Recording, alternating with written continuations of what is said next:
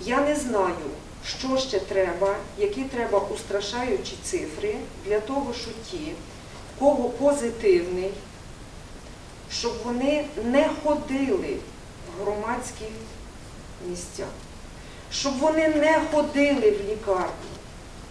Ну якщо дзвонить по телефону і тараторить так, що не можна слова вставити і каже, що він такий тяжкий, що йому треба в стаціонар, що то і то і то, це не є тяжкий. Тому що той, хто тяжкий, він говорити не може. У нього задишка. У нього частота дихання така, що він не може говорити.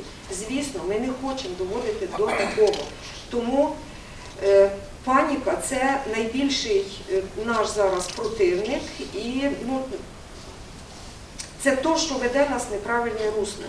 У мене прохання до всіх наших медиків було, що працюйте з людьми спокійно, виважено, заспокоюйте їх і розказуйте, як себе правильно вести. Не треба скупляти половину аптеки.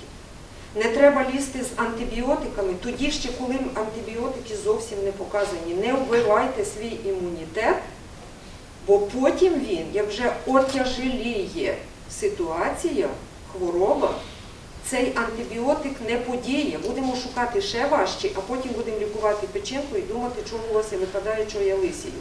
От це я, може, утрирую, але спокій і довіра до лікаря, який каже, сидите вдома, з вами по телефону.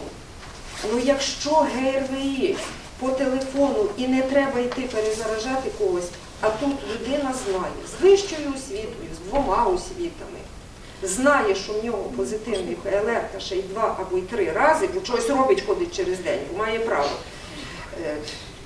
Сам собі придумав право. І він ходить, я не знаю, як говорити. Закрити базар, так він піде, він і без базару половину людей перезаразить.